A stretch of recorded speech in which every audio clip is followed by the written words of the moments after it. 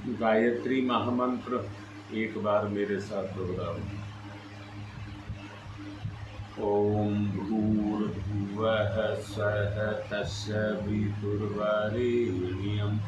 भर्गो देवस्य धीमहि धियो यो नः प्रचोदयात्।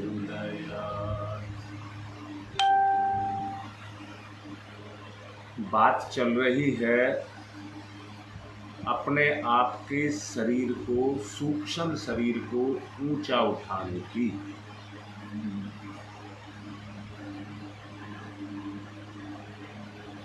आदमी की सोच का एक दायरा है। वो उतने ही दायरे में सोचता है।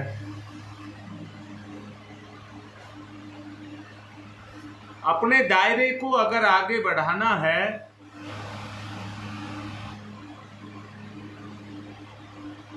तो अपनी सोच का विस्तार करना पड़ेगा।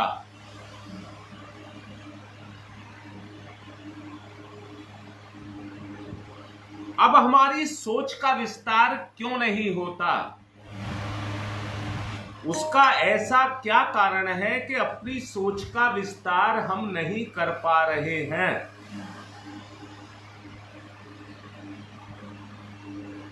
उसका एक ही कारण है। एक पागल हमारे साथ जुड़ा हुआ है। एक पागल हमारे साथ जुड़ा हुआ है जिसका हमें नहीं पता वो किस तरफ किस समय हमको लेकर के चला जाए।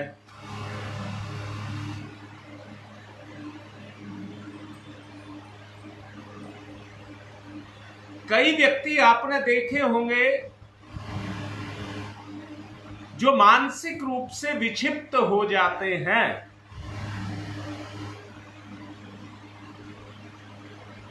ऐसे व्यक्ति होते हैं कि जो अपने आप को नियंत्रित नहीं कर पाते। हाँ बेटा, इसे कहो पागल। बेटा मेरा मन है कुछ उदाहरण देने का।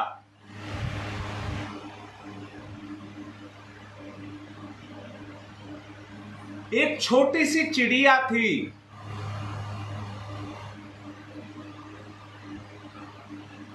उसने अपनी बिरादरी को इकट्ठा किया और सबसे कहने लगी, मैं भगवान की दुनिया को देखना चाहती हूं।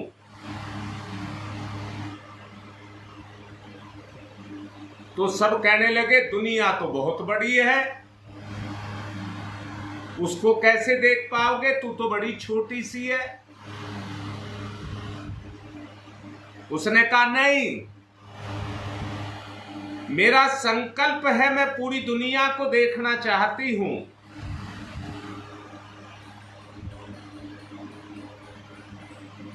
जरा सोचना जो मैं कह रहा हूं। सबने उसको पागल बताया।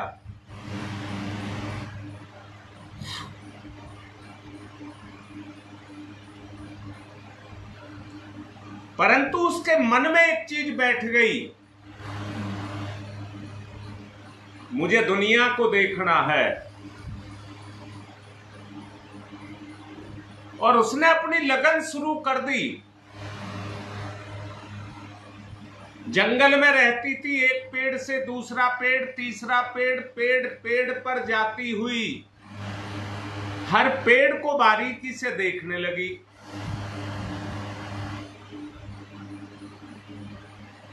उसने बहुत सारे पेड़ देखे और कई दिन तक देखती रही। पूरे जंगल को बारीकी से वो देखती रही। अब उसने कहा, मैंने जंगल देख लिया। उसने कहा, मैंने जंगल देख लिया, अब मैं गांव देखना चाहती हूं। तो वो घर घर जाकर के बैठ करके देखने लगी, हर घर में जाकर के, गांव के हर घर को बैठ करके देखने लगी। जो घर की सच्चाई थी सबकी पोल उसने अपने अंदर खोल ली, क्योंकि चिड़िया को कोई नहीं पहचानता था, बस यही पहचानता था ये चिड़िया है, पर उसकी जिज्ञासा को नहीं जानता था। उसने घर घर करके सारा गांव देख लिया, फिर गांव गांव देखे, फिर उसने शहरों को देखना शुरू किया। कई शहर देखे, अंत में कहने लगी मैंने जंगल देखा, मैंने घर देखा, मैंने गांव देखे, मैंने शहर देखे, मैंने अपनी सारी दुनिया देख ली। मेरा कुछ नहीं है, परंतु जो मेरा मन मानता है वो मेरा है। मैंने कहा ये कि ये पागल है जो तुम्हारे साथ लगा हुआ है।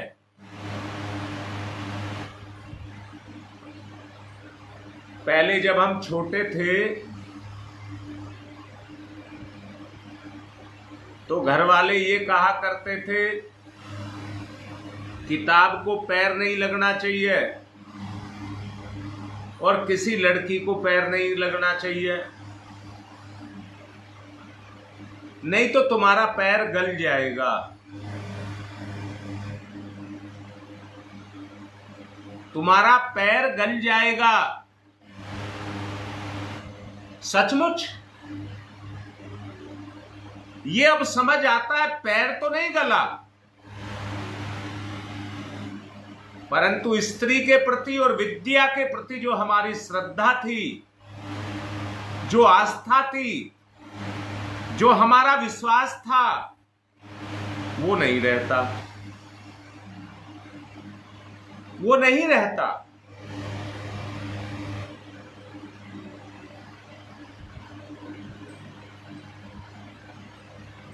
जी बिल्कुल ठीक कह रहे हैं। रखते थे कि नहीं रखते थे?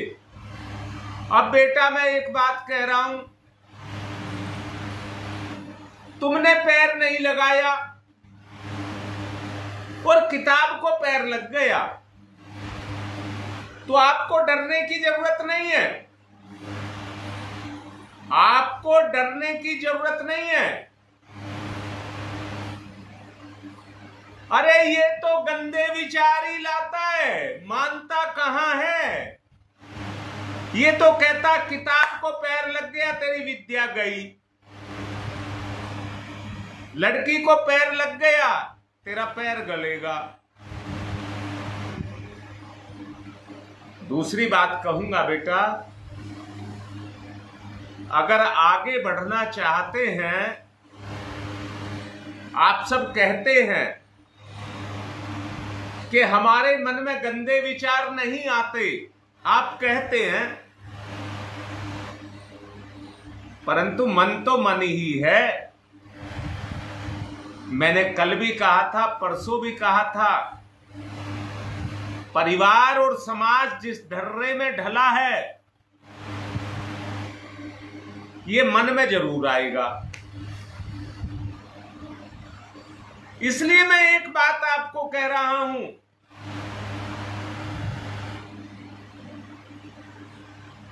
कि ये मन पागल है, इसकी बात मत सुनो। बेटा मन पागल है, इसकी बात मत सुनो।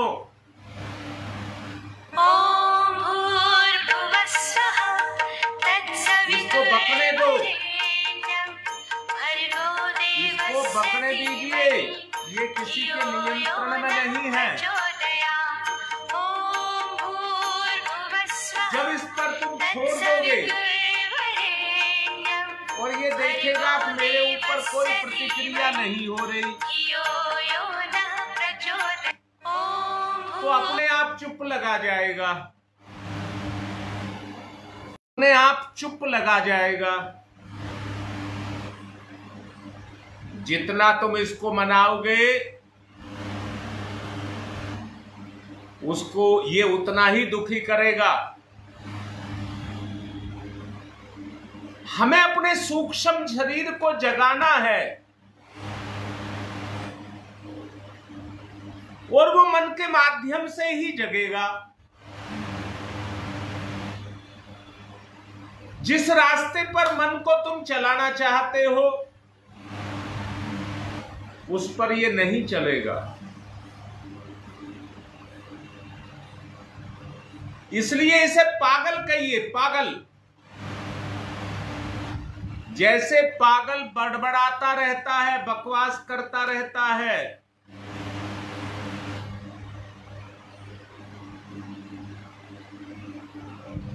बेटा मैं भी यही कह रहा हूं योगेश, आप इसको रोक नहीं सकते, ये स्वच्छंद है। इस पर शक्ति की घनीभूतता होने के कारण, बोलिए सबसे शक्तिशाली मन है या नहीं है? अब ये ऐसा हो गया कि इसने सब पर अपना अधिकार जमा लिया। अब आप इसे पागल कहना शुरू कर दें, पागल। इससे हताहत होंगे तो भी आपका नुकसान, इसके चक्कर में आएंगे तो भी आपका नुकसान। बस इसको पागल मान करके, हमारे घर में एक पागल भी रहता है उसकी तरह से छोड़ दीजिए।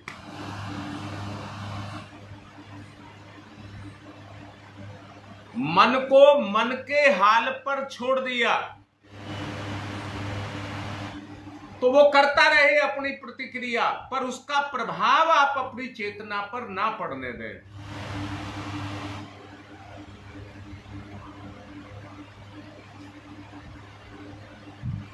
जब आप अपने पर प्रभाव नहीं पड़ने देंगे तो एक समय ऐसा आएगा जब आत्मा का वास्तविक स्वरूप आपको झलकने लग जाएगा। एक बार अगर उसकी झांकी आपको आने लगी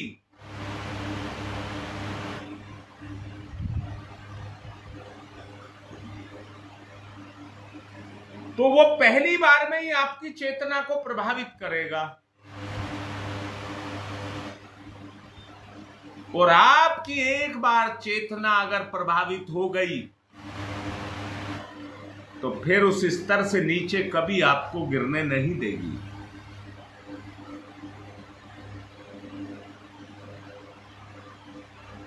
हाँ बेटा, बस समझदारी तक यानी कि बुद्धि तक अपने आप को रोक लें। जरा अंदर से सोचो, जब समझदारी तुम्हारे पास होगी, तुमने समझ को पैदा कर लिया, बस उतना ही छोड़ो विचार के रूप में। विचार के रूप में उतना ही छोड़िए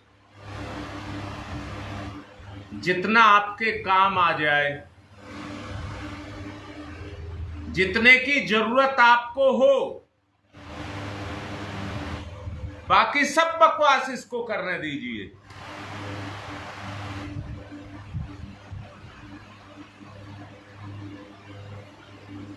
बेटा, अगर किसी के प्यास के मारे प्राण निकल रहे हैं, मुंह सूख रहा है, ऐसा व्यक्ति सुरसरी की छांव को छोड़ करके रेगिस्तान में जाना चाहेगा क्या?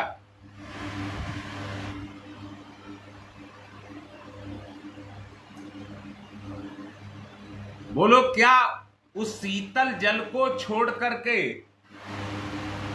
रेगिस्तान में जाना चाहेगा क्या?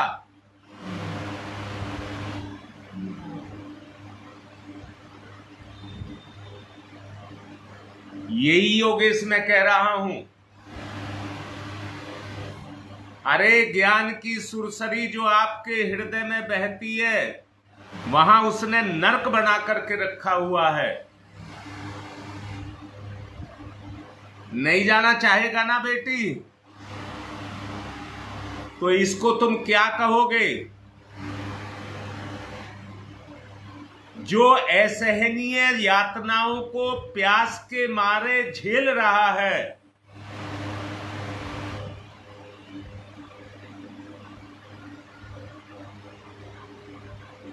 वो अपनी प्यास बुझाना चाहेगा कि नहीं चाहेगा? ये आत्मा की बात, जीव की बात कर रहा हूं।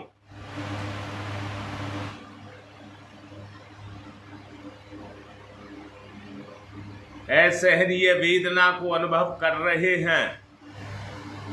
असहनीय वेदना को हम अनुभव कर रहे हैं।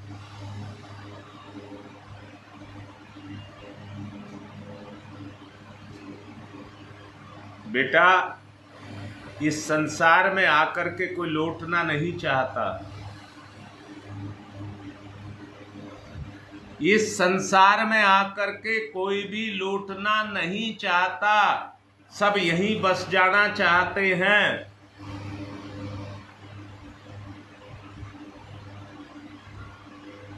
कोई मरना चाहता है क्या?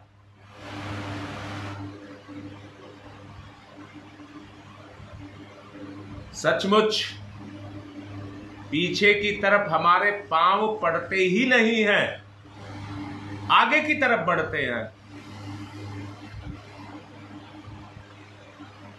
तो फिर बताइए, आपके जीवन में योग भ्रष्ट कैसे हो सकते हो? आप योग भ्रष्ट कैसे हो सकते हो?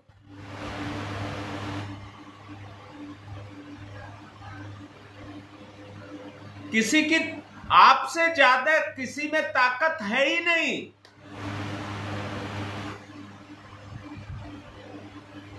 अच्छा मुझे बताओ, घर पहुंच जाने पर घर का रास्ता कोई ढूंढता है क्या?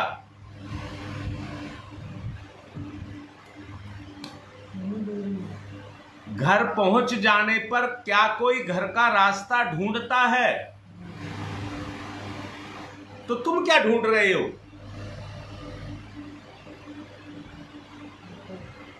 अब तुम उस जगह आकर के बैठ गए हो जहां से आप अपनी नैया पार लगा सकते हो, और जो तुम्हारे संपर्क में आए उनको भी पार उतार सकते हो।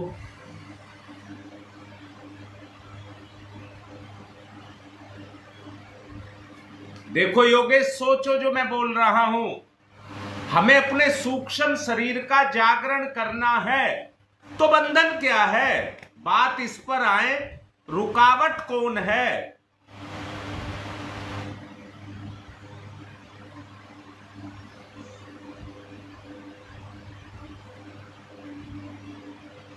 अभी बेटा मैंने कहा था कि यहां आकर के जाना कोई नहीं चाहता, पर मृत्यु तेरी थोड़ी है बेटा। सुदेश, मृत्यु तो शरीर की है, और शरीर मरेगा तो घर बार सब चीज जो तुम्हारे साथ जुड़ी है सब मर जाएंगी। ये सब मर जाएंगी।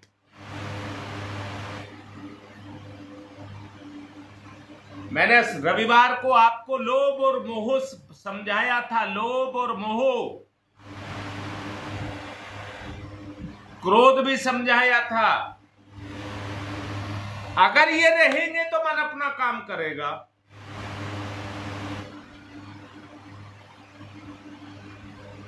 निश्चित ललिता, बकता रहे। ये पागल, इसको पागल कहना। बकता रहे, तू बकता रहे, जो तुझे बकना बक, तेरी खुली छूट है। कौन सुन रहा है तेरी बात? मत सुनिए, मत मानिए उसकी बात। आज से ही तुम्हारे जीवन में परिवर्तन आ जाएगा, और जितना तुम उससे दूर हट जाओगे उतना ही परिवर्तन आएगा। अरे ये लोभ मोही तो हैं जो फंसा करके रख रखे हैं। और रविवार को आपको समझाया था, जो विकार है उनको छोड़ना है। मैंने कहा था, बार बार पूछा था, अध्यात्म क्यों?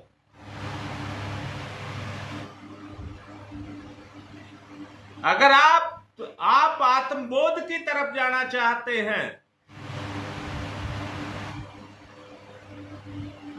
तो इस पर रुकावट पैदा करनी पड़ेगी, इसका दखल ही बंद करना पड़ेगा।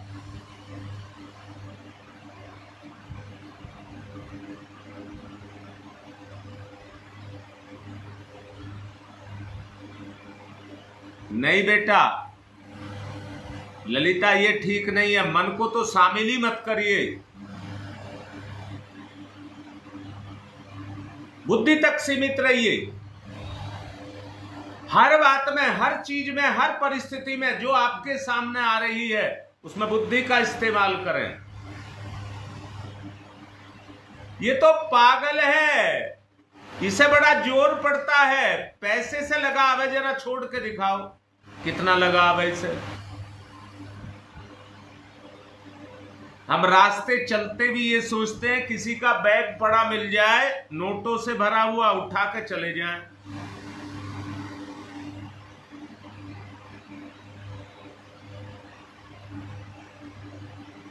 तो बेटा मैं फिर से कह रहा हूं, इस परिवार में, पारिवारिकता में मन के कारण हम फंसे पड़े हैं कि नहीं फंसे पड़े हैं?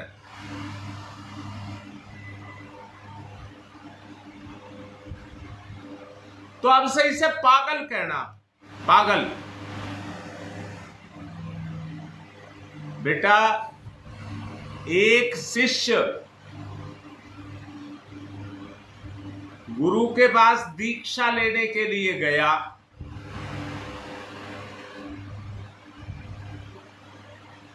गुरु ने कहा मैं आपको दीक्षा दूंगा, पर पहले मेरा एक काम कर, इस कमंडल को भर दे पानी से, पानी से इस कमंडल को भर दे।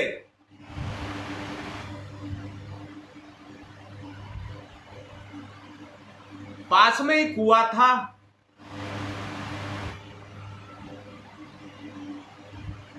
बच्चे से कहा कुआं से पानी खींच और कमंडल में भर दे। पर ना तो बाल्टी यहां तक आनी चाहिए, ना यहां से कमंडल जाना चाहिए।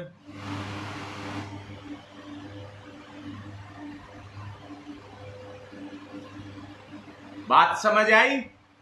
ना तो कुआं की बाल्टी यहां आनी चाहिए और ना कमंडल वहां जाना चाहिए। अब शिष्य कहने लगा तो गुरुदेव भरूंगा कैसे? उन्होंने कहा हां, भरने का साधन दिया जाएगा, भरने का साधन दिया जाएगा। गुरुजी के पास में एक छलनी रखी थी, छलनी। ये छलनी ले, इसमें पानी लेकर के आना और कमंडल में डालना। ठीक है गुरुदेव। शिष्य ने छलनी ली, पानी खींचा, छलनी में डाले, नीचे को निकल जाए।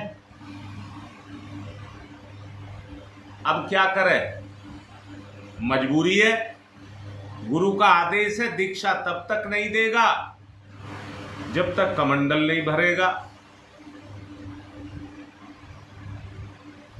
अब शिष्य कहने लगा कमंडल तो भरेगा और छलनी से ही भरेगा, मैं इसे भर के रहूंगा। शिष्य ने क्या किया, छलनी ऐसे हाथ पर रख ली, अपने हाथ के ऊपर छलनी रख ली और दूसरे हाथ से छलनी में पानी डाला। जितना छलनी पे गिरा वो हथेली पर आ गया। छलनी को पकड़ करके शिष्य बार बार कमंडल के पास आए। हाथ पर और छलनी में लगा हुआ जितना जल रह जाए वो उसमें झाड़ जाए, कमंडल में झाड़ जाए। महीनों लगा रहा, महीनों लगा रहा। एक लगन सोना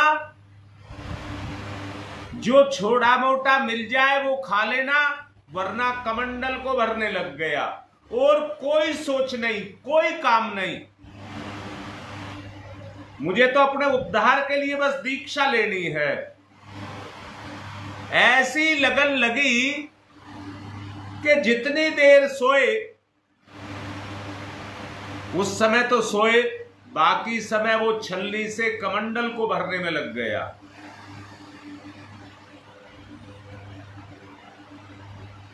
अब बेटा बताओ,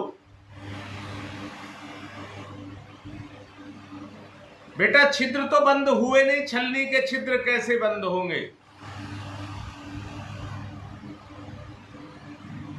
ये मन भी हमारा छलनी बन गया है। गुरुदेव के कमंडल को हम इससे भरना चाहते हैं,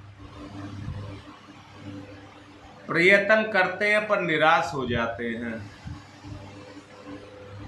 आप भी यही कहेंगे सुनते के साथ ही, छलनी से कमंडल नहीं भरेगा,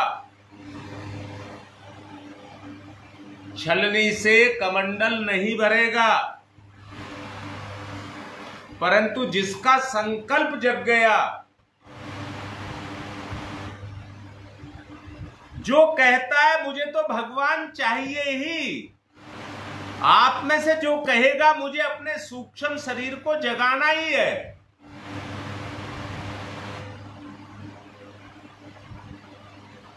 तो ये मन के छेद जब बंद हो जाएंगे, शक्ति को डालते हो और वो बह जाती है।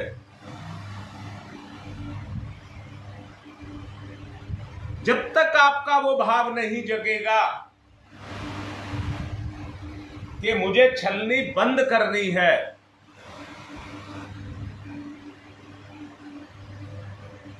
इसलिए मैं ये कह रहा हूं, इसके दुर्गुण काम, क्रोध, लोभ, मोह आदि जो विकार हैं वो और कोई नहीं है, वो इंद्रिय वासनाएं हैं।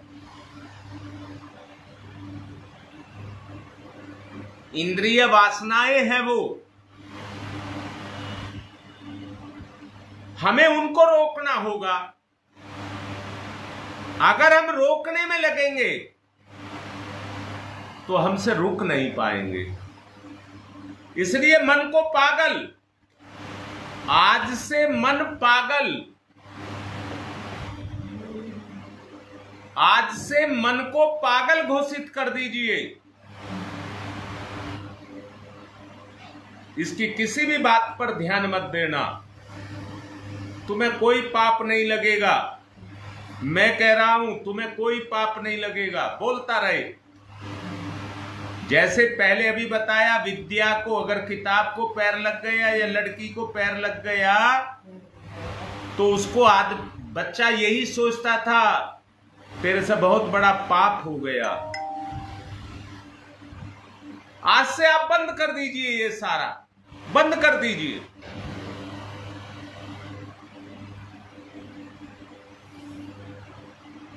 ये हमारी जिंदगी में बाधक है, सहयोगी नहीं।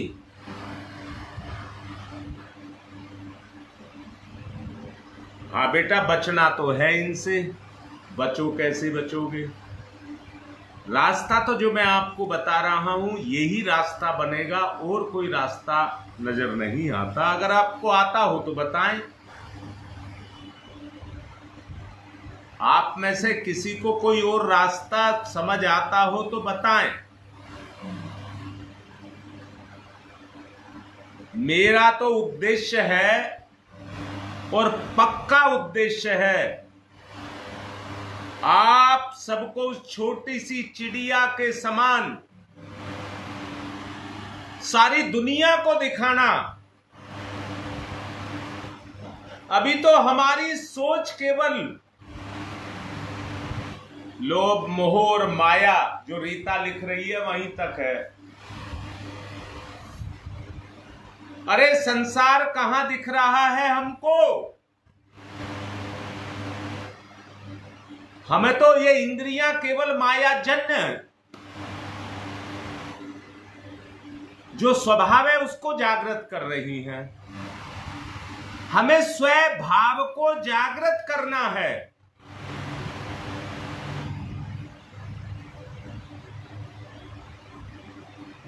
अब बेटा, अगर मेरी योगेश बात सबको समझ आ रही है, हाँ बेटा मुझे अच्छा लगता है, पवन मुझे बहुत अच्छा लगता है, जो आप लिख रहे हैं ये मुझे बहुत अच्छा लगता है।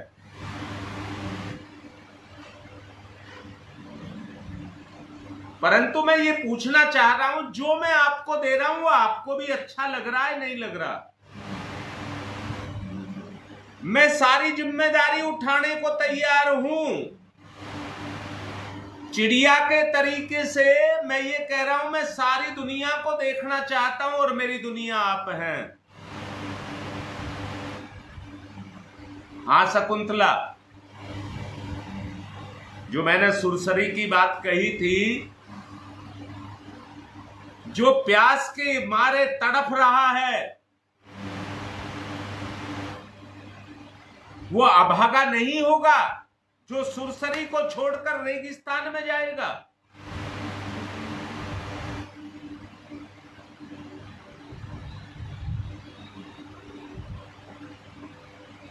इसलिए जो मेरे अरमान है, मेरी चाहत है,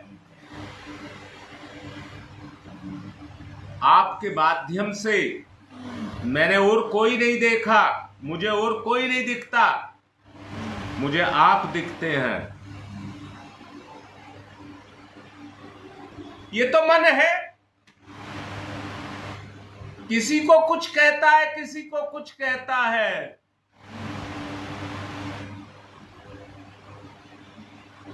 बेटा अगर वासना से ग्रसित हो, जिनका मन और इंद्रियां वासना से ग्रसित हो, उनको हर वैश्या भोग, उनको हर औरत भोग का साधन दिखती है। ना वो मां, बहन, बेटी को देखता है, उनको भी नहीं देखता जिनसे जन्म हुआ है। सहोदर रिश्ते हैं जिसके साथ में, उन्हें भी उस नजर से नहीं देखता।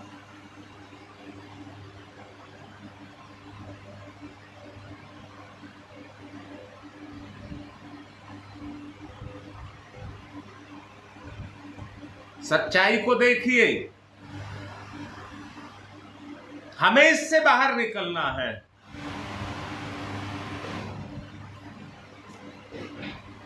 पाप और बंधन क्या है? पाप ही बंधन है।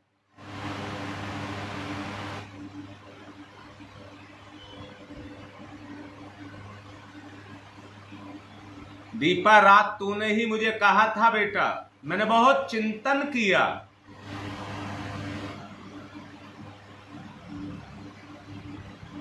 आज समस्या का समाधान दे रहा हूं। हाँ बेटा, जो चित्त पर जमा हुआ है, अभी ग्रहण पड़ा तो चंद्रमा तांबे के समान हो गया, तांबे के समान।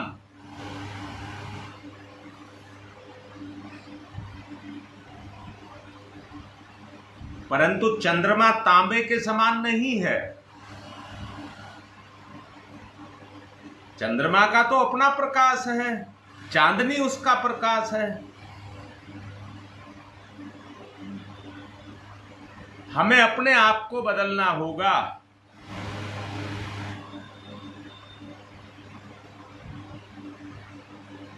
नीच श्रेणी हमें नीचता की तरफ घसीटती है।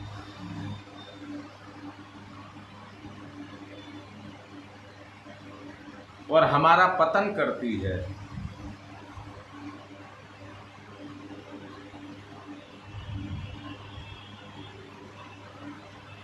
ऐसी साधना की जाए, ऐसा चक्रव्यूह बनाया जाए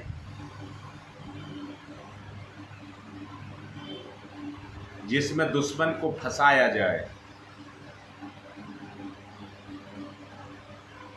ये अर्जुन रूपी मन है, अर्जुन रूपी मन।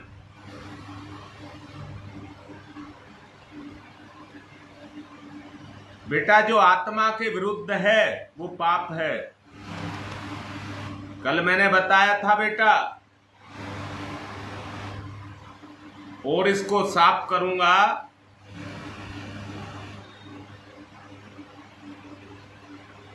बेटा एक बात मुझे बड़ी अच्छी लगती है और दावे के साथ कह रहा हूं,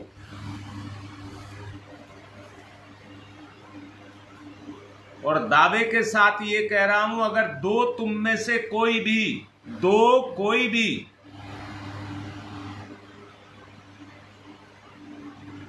अगर गायत्री चर्चा, गुरु चर्चा करते हैं और मन से करते हैं,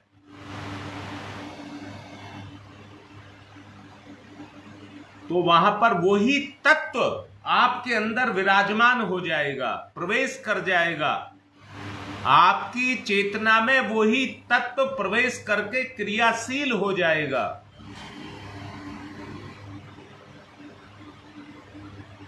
फिर आप उन विचारों को रोक नहीं सकेंगे, उसी तरह के विचार आप में आएंगे।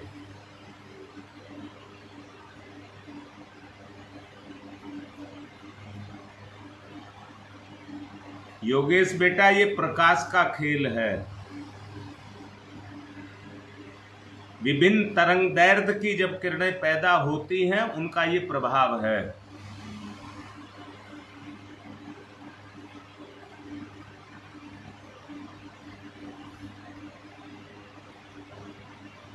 शकुंतला इसमें एक बात ये बताऊंगा,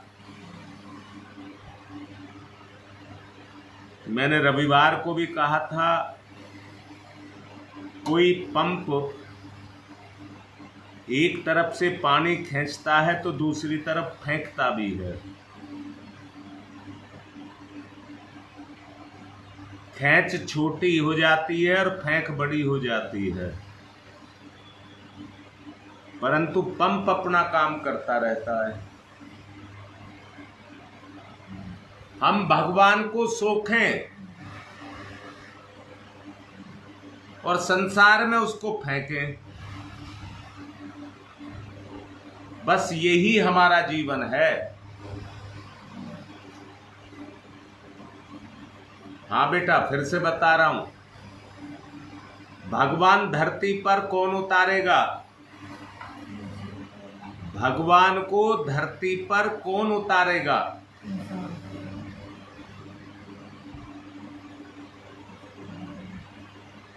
जो भगवान को धरती पर उतारता है, भगवान उसके अंदर विराजमान रहता है।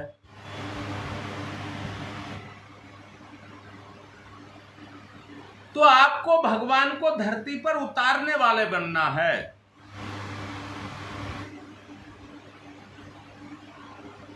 भक्त मैं, ठीक है, अगर मैं कहा है तो भक्त बनिए। उस तरह की अपनी प्रवृत्ति को बनाइए कि आप में भगवान आ जाए।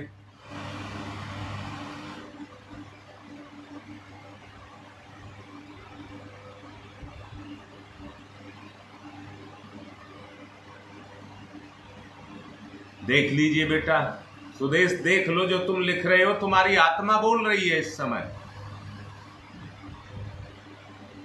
मैंने कहा जो जिसके संपर्क में आता जाएगा वो उसके अंदर उतरता चला जाएगा।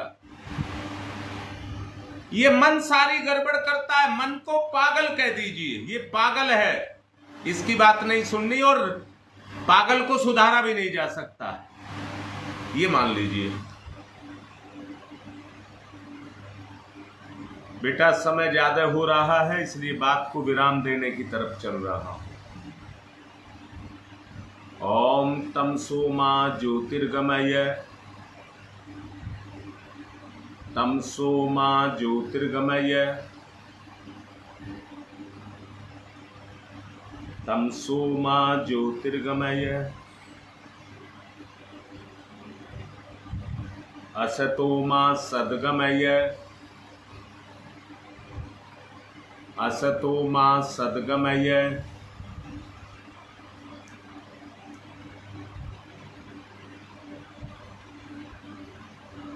असतो मा सद्गमय,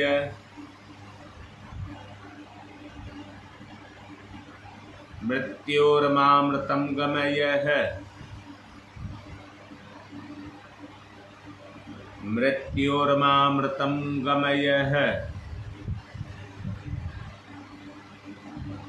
मृत्योर्मामृतं गमय है, तमसो मा तमसो मा तमसो मा ज्योतिर्गमय ज्योतिर्गमय ज्योतिर्गमय, असतो मा असतो मा अस्तो मा सद्गमय सद्गमय सद्गमय, मृत्योर्मा मृत्योर्मा मृत्योर्मामृतं गमय अमृतं गमय अमृतं गमय। दोनों हाथ रगड़िए, मुख पर फिराइए। जितना प्रमाद है उसे सब उतार दीजिए, नया जीवन शुरू करिए। आज की बात को यहीं पर पूर्ण कर रहे हैं, इसको व्यवहार में उतारने का प्रयास करना।